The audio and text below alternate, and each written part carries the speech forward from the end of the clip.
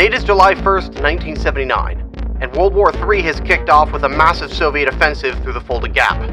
In the path of their advance sits the fictional town of Kriegsburg, defended by a strung-out and badly depleted 3rd Infantry Battalion.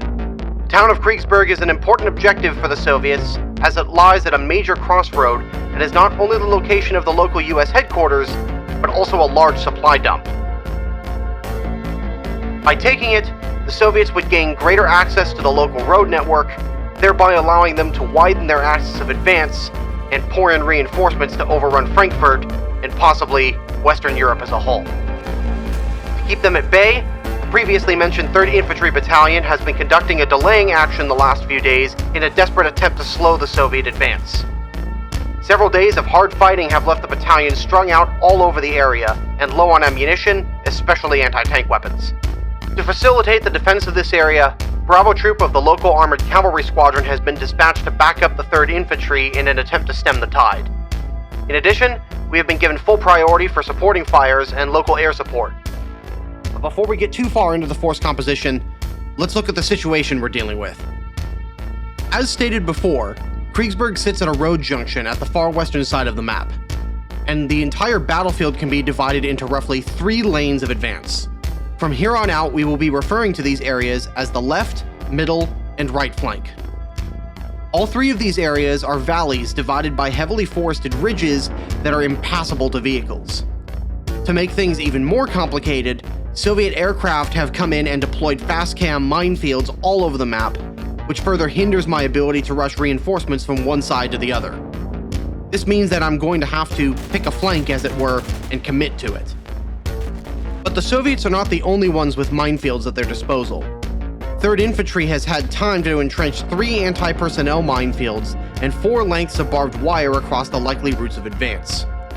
And while anti-personnel mines and barbed wire won't outright destroy a tank or APC, it will damage and degrade tank tracks and wheels and slow down, if not immobilize, parts of the Soviet advance. With the Soviet army being entirely motorized, they can cover ground extremely quickly, so any means by which I can slow their advance is going to be critical to my success. Another favorite operating principle of Soviet doctrine is to present as much firepower in the attack as possible. This often takes the form of massed Soviet armored thrusts, supported by artillery over ground suitable for tanks and armored vehicles. Because of this often overwhelming local firepower advantage, the other thing I must always consider are ways that I can reduce and narrow the Soviet front as much as possible. Ideally, forcing the enemy to come at me in 1s and 2s rather than 10s or 20s, as their doctrine encourages. In other words, choke points and kill sacks are going to be the order of the day. There are 3 areas on the map that fulfill these requirements. The first of these, and the least ideal, is the gap at the far end of the right flank. This area is closest to where 2nd Platoon of B troops spawns on the map, but it presents some serious challenges for me. Despite having only a single exit towards Kriegsburg, the forest arrangement to the north leaves very little room for me to set up strong defensive positions, largely because there is a fast-cam minefield cutting across the road leading into Kriegsburg. The forests surrounding this area are dense and difficult to traverse with armored vehicles, which precludes me from rushing reinforcements to the area. The only good concealed route to this flank lies along a forest path that ends in an open wheat field which offers almost no cover whatsoever. Despite the obvious difficulty this flank could cause me, I doubt the Reds would take this route. While there is a fair amount of open ground in front of Charlie Company's HQ in Süddorf, the terrain is broken up by various farms and forested hills that would squeeze the Soviet advance into a small concentrated area, making them ideal targets for artillery and hidden ATGM teams. Soviet doctrine struggles in complex terrain like this, so I have devoted as few of my forces as possible to defend this area. The next area to consider is the center. Not only is it the most direct route to Kriegsburg, but it also offers the shortest overall distance to the objective. It also has the advantage of effectively cutting off my reinforcements from the right flank, as they'd encounter the same difficult terrain and minefields as the enemy should they attack from that direction. If the Soviets wanted to hit me hard and fast, this is the route that I would take. As a result, I've put a minefield across the front of this objective to further slow down the advance and buy time for my hidden forward observers and ATGM teams to go to work. Finally, this brings us to the left flank. The left flank is both ideally suited for attack and defense. Should the Soviets break through here, they would have ideal tank country all the way up to Kriegsburg itself. There are a few natural obstacles to constrain the advance, and any attempts to counterattack would run directly into the teeth of their mass tank fire. As a result, this is where I have concentrated most of my mines, as a failure to stop the advance here could easily lose me the whole battle in one stroke. Among other advantages for me, it is also the longest route to Kriegsburg, meaning that I will have more time to react should the Soviets push this flank. Despite all this preparation, however, we still need to figure out where the Soviets are going, and with how long and difficult a process it's going to be to shift forces from flank to flank, I am content to wait and see before I make my move. Speaking of said forces, let's take a closer look at them. As I've already mentioned, I have most of 3rd Infantry Battalion strung out across the various towns and farms in and around Kriegsburg. This battalion, despite making up a majority of my manpower, is not actually expected to halt the Soviet advance. Instead, they are to first harass and then observe the enemy advance and report back to higher headquarters what they see. This is largely due to the pitifully few anti-tank weapons available to them. Each platoon is down to between 1 to 3 Dragon ATGMs scattered about, and there's not enough laws to go around to begin with. In addition, most lack effective transport beyond a few M151 Jeeps here and there for the platoon or company commanders. What they do have, though, are mortars. A dozen 60mm mortars and a couple of 81mm mortars mean that the unit has plenty of self-contained indirect fires to decimate the Soviet infantry once they dismount from their armored vehicles. In addition, they also have access to an M48 Chaparral and a couple of red-eye man-pads to provide at least some air defense should the Soviets employ aircraft or helicopters. On top of all this, most of these forces are sitting on top of ammunition dumps that will allow them to sustain their supporting fires for a much longer period of time. Beyond that, however, most of my firepower is going to reside in B Troop of the local armored cavalry squadron. Speaking of which, 2nd Platoon is already available, and at the 5-minute mark, I can expect a crack engineer platoon and another platoon of M106 mortar carriers to reinforce me. The engineers lack numbers but make up for them in more dragons to supplement my left flank's defenses where they'll appear. Between the 20 and 25-minute mark, 1st Platoon of B Troop is set to arrive and bolster my defenses even further. Finally, behind them at the end of the first hour, I'm set to receive my final batch of reinforcements. There's just one small catch with them. 3rd Platoon is one of the first units in theater to receive the new and improved M60A1 Rise Plus patent tanks and M113A2 APCs. The Soviets are unaware that these units have been brought forward at this early stage in the war, and High Command wishes to keep it that way as long as possible. As a result, should the Reds even spot these units on the field, they will be rewarded 300 of their possible 1,000 victory points. If I want to achieve a major or total victory here, I'm going to have to fight without the support of my best units, meaning that the burden is going to fall squarely on the efforts of the 1st and 2nd Platoons with their older M48A5s and M113A1s. As far as artillery and off-map support is concerned, I have previously mentioned the Cobra gunships and the A-10 Warthog, but I also have access to 2 3-gun sections of 155mm M109s and a later 3-gun section of M198 towed howitzers with DPICM cluster munitions. Now that we know the overall situation, let us begin. From the word go, things start off with a bang. The very first PT-76 being eviscerated for its trouble. The second one is knocked out by an incredible 208-meter law shot from the very same team. A few seconds later, the radio operator finishes reloading the Dragon and fires a second missile right into the driver's compartment of the final PT-76. Having suffered a sucker punch and a bloody nose less than 2 minutes into the engagement, the remaining Soviet recon elements begin attempting to extricate themselves from the porcupine of Ostenburg and make a dash towards the center. While all this is happening, the Soviet preparatory artillery barrages begin raining down all over the map. Except for a single poor infantry squad on the right flank, none of the barrages are targeted to destroy specific units. In fact, most of them seem to be targeted to either block my line of sight or inhibit the easy movement of my forces.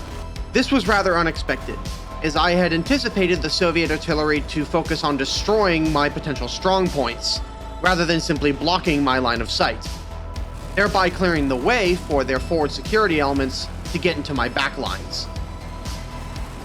6 minutes into the battle, and the forward security element of the Soviet battalion arrives in the field between Ostenburg and Korle village, immediately turning towards my right in a seeming attempt to open the way down that flank.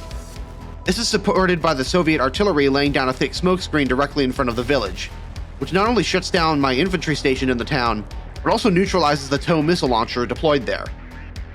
Despite having a thermal sight, one weird quirk of the early TOW launcher is that the fire control system cannot guide a TOW missile through smoke. It can see through the smoke just fine, but cannot engage through it, leading to an awkward standoff between the Soviet FSE and the troops in the village as the smoke slowly clears up. In the meantime, a Dragon team engages and knocks out one of the T-62s in the FSE. Despite all this activity on the right, I'm hesitant to commit my forces there. The briefing warned that the Soviets may attempt to feint in one direction and strike the other way. And having just spotted at least a company of BTR APCs and supporting tanks heading north in front of Ostenburg, committing all my forces to one flank seems ill-advised. So I decided to compromise. Splitting the platoon into a missile section and a tank section, I tiptoe my tanks around the artillery barrage and get them back on the Autobahn running through Kriegsburg. On the other hand, I am sending my missile section to take up positions at the end of the right-hand valley. If the Soviets are going to make a push down that flank, I want to begin attriting them as quickly as possible. Meanwhile, the BTR company I saw moving in front of Ostenburg towards the left drives straight through one of their own fast-cam minefields and bursts onto the left flank. The first T-62 being rewarded for its boldness with yet another popcorn missile.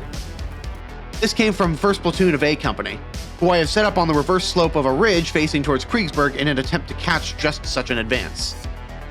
As with all the other infantry units, however, they only have a single missile per squad and cannot hope to stop a full-blooded Soviet assault on their own. So they are spread out in order to keep eyes on the Soviets as they advance once all the Dragons are gone. Meanwhile, a couple kilometers to the south, the Soviet shelling of Korle has abruptly halted and the company has begun shifting north sans the one knocked out T-62. While I can't specifically see them crossing the map, enough unconfirmed contact icons are shifting that way to give me an idea of where they're going. In the meantime, as my tank platoon continues booking it as fast as their treads will carry them towards the left flank, the engineer platoon has arrived, taking up positions in the forest overlooking the advance towards the left-hand minefield. Their 6 extra Dragon missiles will greatly help in attriting the Soviet advance. It's a good thing too, because what appears to be the main body of the Soviet advance has arrived, and they've done so on the left flank. While I'm pleased that I have managed to guess their axis of advance correctly, that doesn't change the fact that I now have almost 25 tanks bearing down on a flank defended by no more than 10 or 11 missiles. I'm not very good with numbers, but I don't like those odds.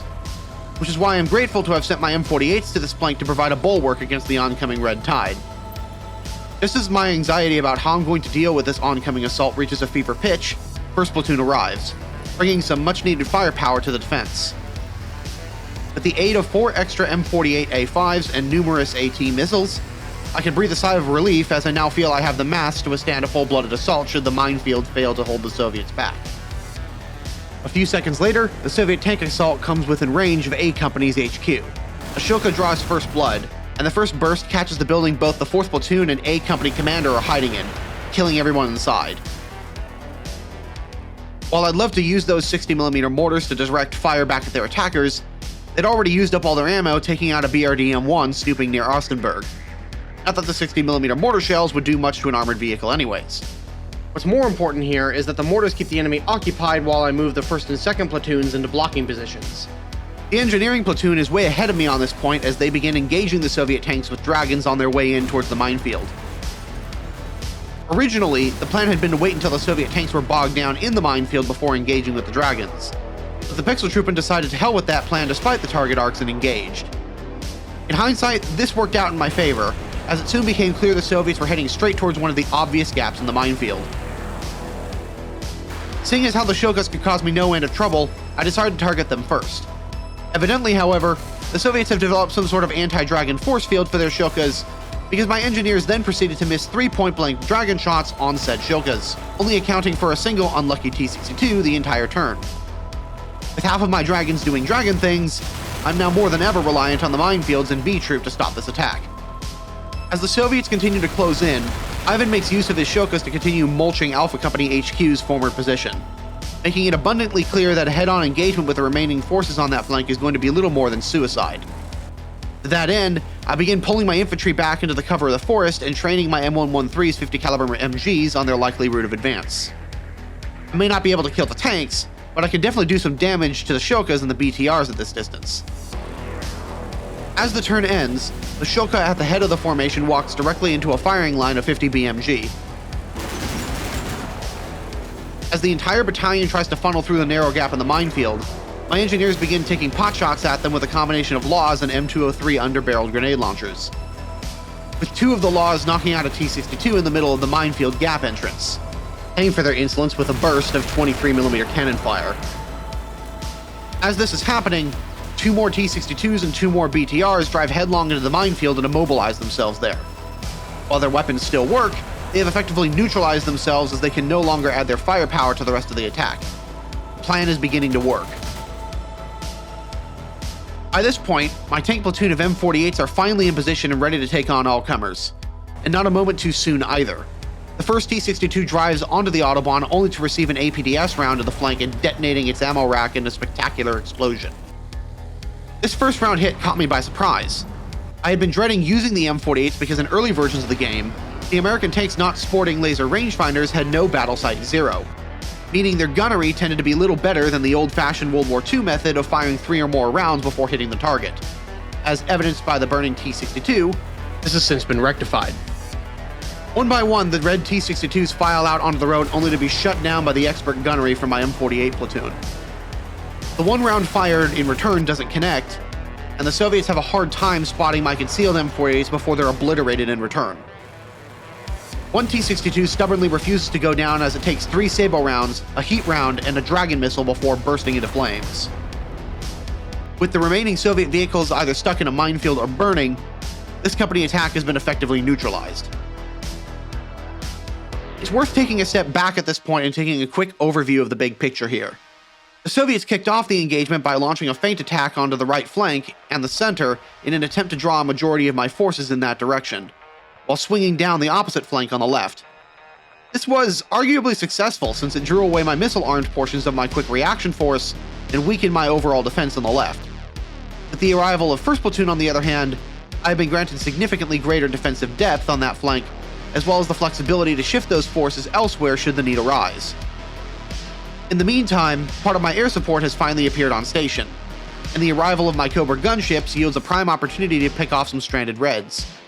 So I've begun the process to call them in on the oncoming Soviet tank platoon.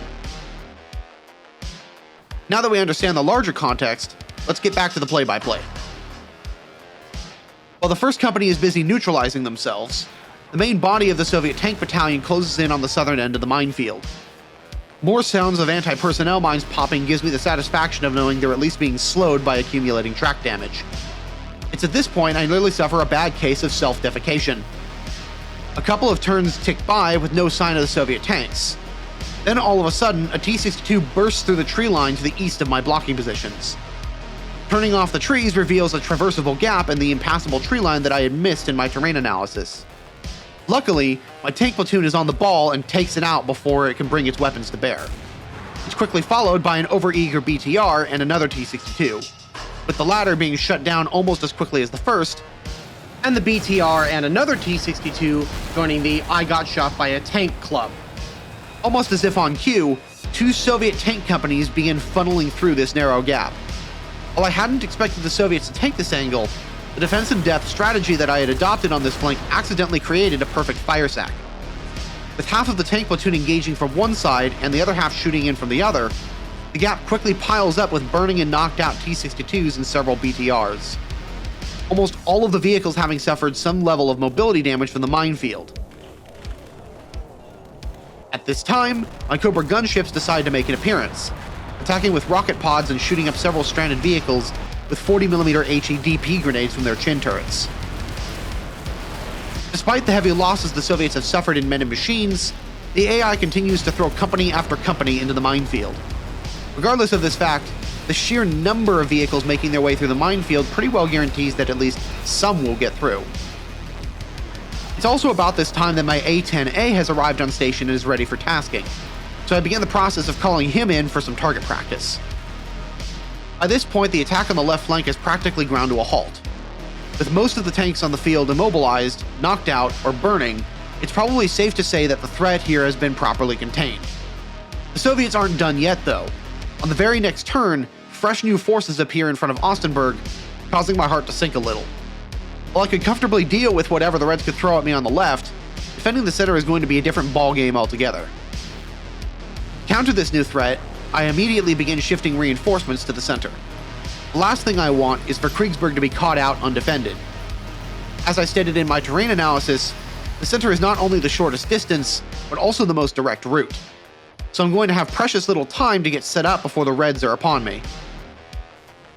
More concerning, this new force is led by another two Shokas.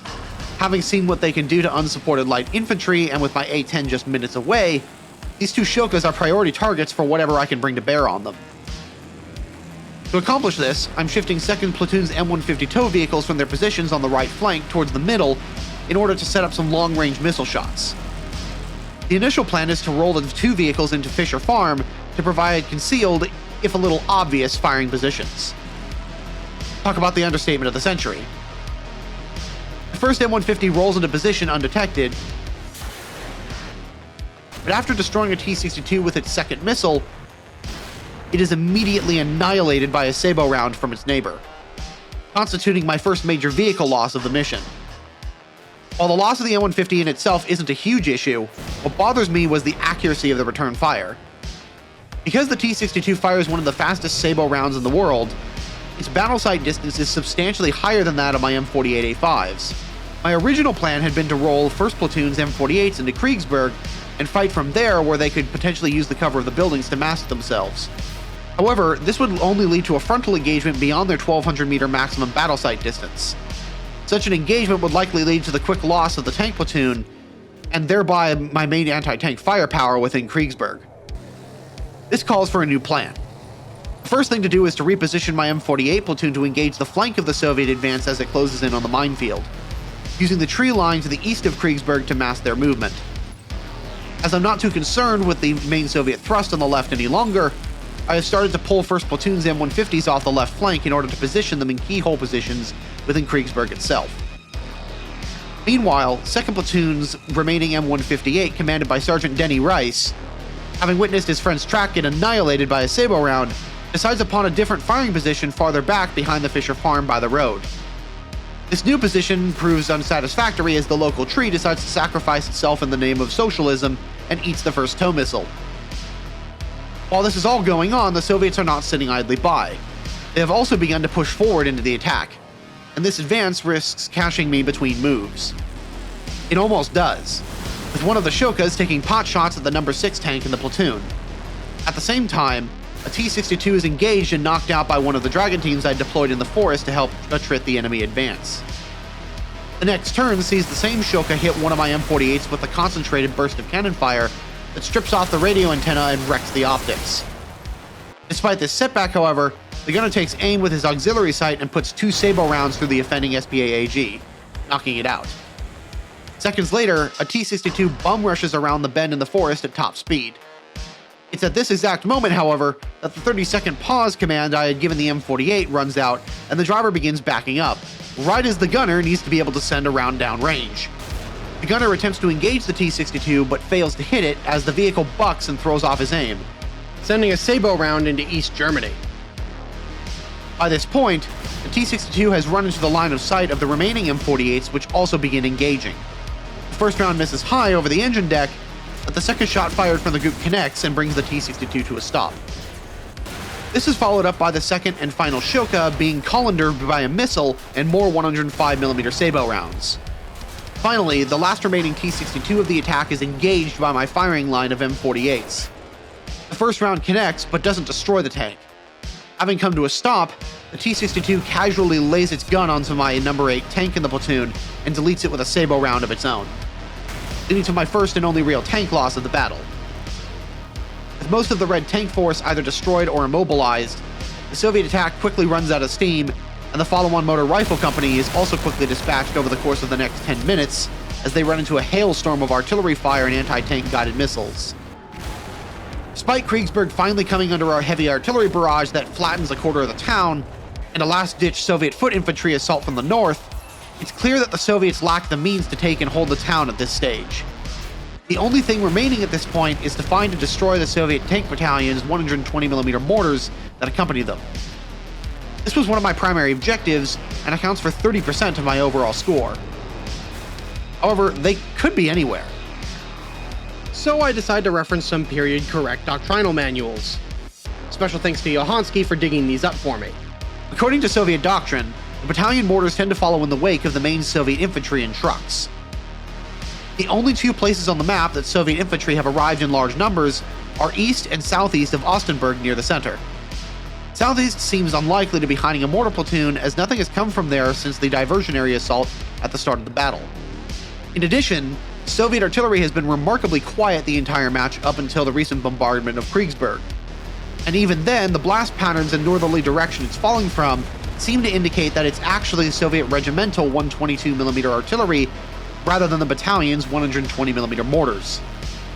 In either case, the southeastern approach doesn't offer much in the way of concealment for such a mortar battery, meaning that there's realistically only one place they could have arrived from: Ostenburg. Specifically, the Schwarz Farm directly to its front. My suspicions are mostly confirmed when the scout team I send forward gets bumped and wiped out by a large security element in the farm itself. You don't leave that large of a security element that far back from the battle unless you have something to protect. In addition, the ground behind the farm features a natural reverse slope depression, a perfect place to hide a mortar team from prying eyes.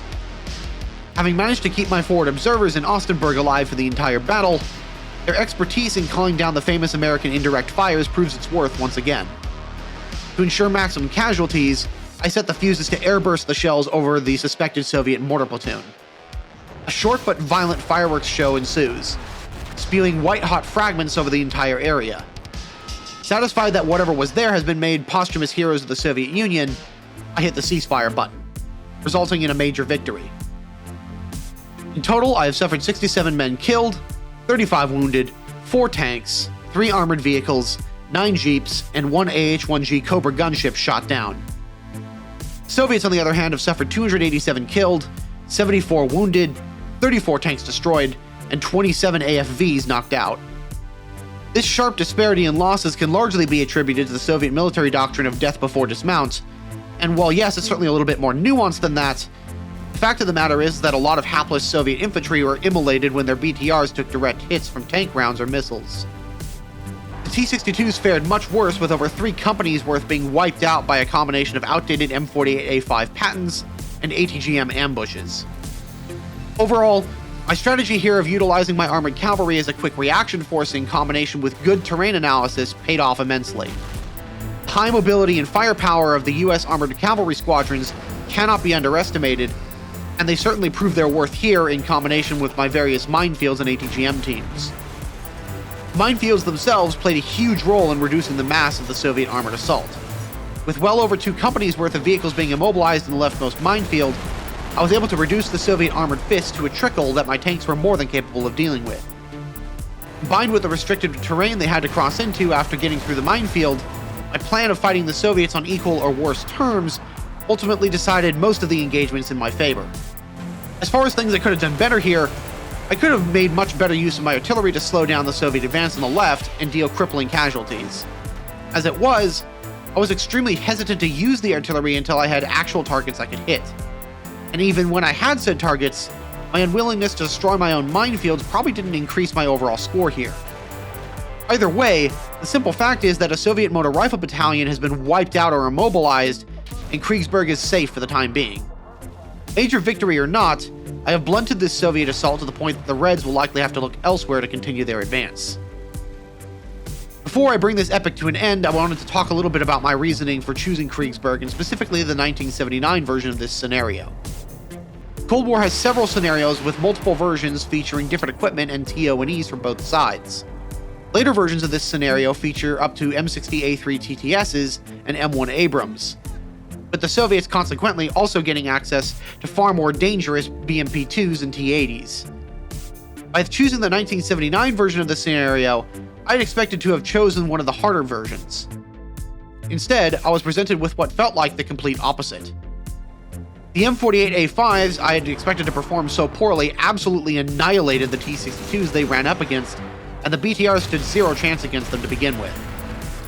In either case, Kriegsburg is an excellent showcase in what Cold War has to offer. With access to armored vehicles of all types and models alongside artillery and air support, this is an excellent scenario for those looking to get to grips with both sides' tactics and methods. But for now, this video has gone on long enough. If you enjoyed this video, leave a like and a comment down below on how much you enjoyed it, and share it around with your friends. And if you wish to see more of this sort of content, consider subscribing to the channel. This video has taken me several months to make since I started it back in May, and I'm now crying to myself at the fact that I have to record and edit a script no less than 23 pages long. Thank you all for watching, and I will see you all in the next video.